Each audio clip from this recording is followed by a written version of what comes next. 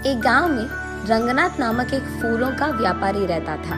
वो हर रोज अपने फूलों के बागीचे में जाकर अलग प्रकार के फूलों को इकट्ठा करके उनको टोकरी में डालकर टोकरियों को साइकिल पे सारे गांव में सैर करते हुए उन्हें बेचने की कोशिश करता था।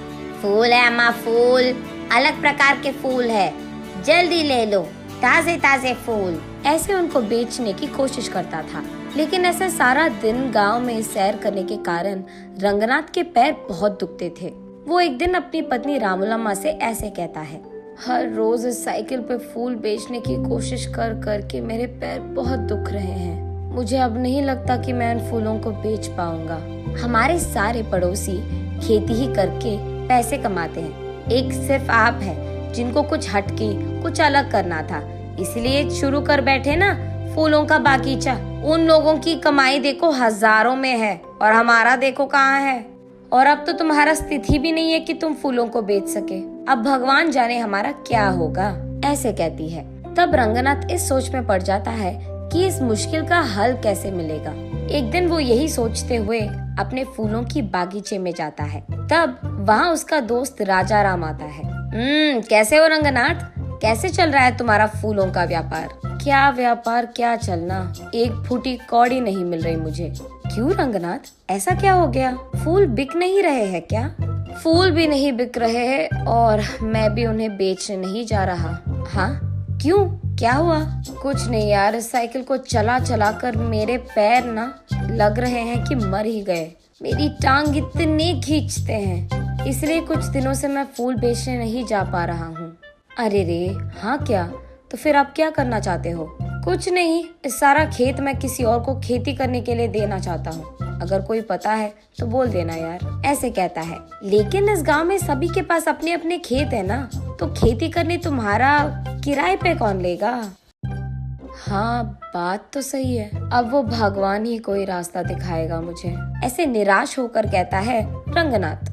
तभी राजा राम को कुछ योजना सूझती है और वो ऐसे कहता है, हाँ, भगवान से याद आया मुझे, मेरे खेत में कुछ दिन पहले एक देवता की मूर्ति मिली थी। उसको मैंने अपने खेत में सड़क के बगल वाले पेड़ के नीचे लगाया है। ओह, तो फिर अब हम क्या करें? क्या कह रहे हो तुम कि उस देवता की पूजा करूं ताकि मेरे मुश्किल सारे दूर हो जाए? नहीं यार रंगनाथ, मैं वो नहीं कह रहा। तुम्हारे व्यापार में अगर मुझे एक हिस्सा मिलेगा तो मैं तुम्हें एक उपाय दूंगा। अरे पहले उपाय तो बता दो यार। देख, अब तुम्हारे और मेरे खेत एक दूसरे के आमने सामने हैं और बीच में एक रोड भी है। अब उस रोड के बगल वाले पेड़ के नीचे ही तो मैंने उस देवता की मूर्ति को छिपाया है। अब कल सुबह मैं सबको ये बताऊंगा कि जब मैं खेती कर रहा था मुझे इस देवता की मूर्ति मिली है और उसे मैंने पेड़ के नीचे लगा दिया है। हाँ, तो इसमें मेरा क्या लाभ होगा राजा राम? हाँ हाँ, वही आ रहा, सुनो तो सही। अब मैं ये भी कहूँगा कि उस देवता की मूर्ति के पास मुझे कुछ पुरानी कागज पत्र मिले हैं और ये कि उस पे लिखा था कि ये बहुत बड़ी देवता की मूर्ति है और ये भी कि उस देवता को उस समय में सारा गांव सैर करवाते थे और इस जंगल में उगाए फूलों से ही वो अपने आप को संवारती थी। ऐसे मैं प्रकट करूँगा और उसके बाद मैं ये भी कहूँगा कि वो इस देवता के वजह से था कि चारों ओर अपने अपने खेतों में अलग प्रकार के बीज डालने के बावजूद वो देवी यही चाहती थी कि इस खेत में सिर्फ फूल उगाए जाए। फिर सबको मैं यकीन दिलवा दूंगा कि तुम भी देवता की सेवा ही कर रहे हो और उनका काम मान रहे हो। तब सिर्फ तुम्हारे खेत में उगाए हुए फूलों से ही उस देवी की पूजा करना चाहेंगे सभी। तब तुम्हारे बागीचे में सारे फूल बिक जाएंगे और इतना भी नहीं, तुम अपने खेत में ही बैठकर पैसे कमा सकते हो। साइकिल चलाने की तो कोई काम नहीं होगी तुझे, ऐसे कहता है राजा राम। ये तो बहुत अच्छी उपाय है, तुझे भी पैसे मिलेंगे और मुझे भी। इसके वजह से तो हम दोनों को लाभ मिलेगा, ऐसे कहता है रंगनाथ। उनके फैसले के अनुसार ही अगले दिन राजा राम और रंगनाथ दोनों सारे गांव में यही प्रकट करते हैं। तब से गांव वाले सारे राजा राम के खेत में मौजूद देवता की पूजा रंगनाथ के फूलों से ही करते थे। उसके बाद कुछ ही दिनों में बहुत सारा लाभ मिलता है इन दोनों को। उसके कुछ ही दिनों बाद रंगनाथ की पत्नी रामूलम्मा अपनी सहेलियों के साथ जब बात कर रही थी, उसे सुनने में आता है कि उस गांव का जमींदार राजा राम के खेत में बहुत बड़ा मंदिर बनवाना चाहता है, क्योंकि वही देवी भी बाहर निकली थी। उसे ये भी पता चलता है कि इसी कारण वो राजा राम और रंगनाथ दोनों के खेतों को स्वाधीन करना चाहता है। उसके तुरंत बाद रामूलम्मा रंगनाथ और राजा राम को ये सब बताती है।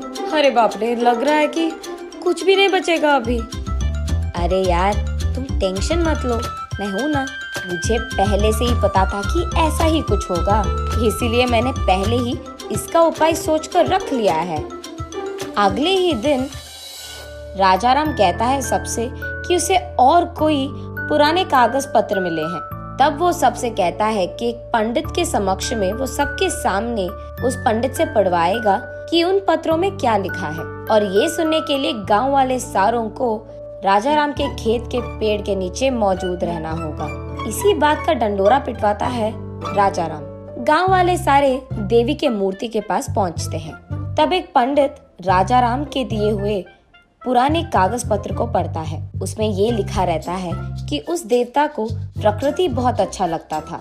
धूप, बारिश और सर्दी से उनको बहुत प्यार था, और इसी जंगल के उस खेत में उगाए हुए फूलों से उनको संवारना भी बहुत अच्छा लगता था। और इतना ही नहीं, जब परिवार के समस्याएं या नई शादीशुदा जोड़ियां उनसे उनकी आशीर्वाद लेते हैं और उस जंगल के फूलों से देवी को पूजते हैं, तब देवी का आशीर्वाद उन्हें मिलता है।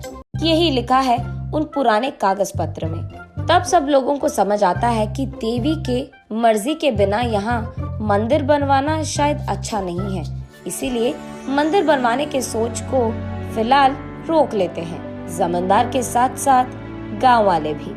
ऐसे राजा राम के उपाय के कारण नई जोड़ियां और परिवार समस्याएं लेकर वहाँ बहुत लोग आते थे और उस देवी की मूर्ति को रंगनाथ के फूलों से पूजते थे। रंगनाथ वही एक फूलों का दुकान खोलता है। अलग प्रकार के फूल और अलग प्रकार के फूलों की मालाएं वहाँ मिलती थी, और उसके वचन के अनुसार ही जितने पैसे वो कमाता था उसमें से एक हिस्सा हमेशा राजा राम को देता था। ऐसे वो दोनों दोस्त एक अच्छे उपाय से उनके सारे मुश्किलें दूर कर देते हैं और खुशी से जीते हैं।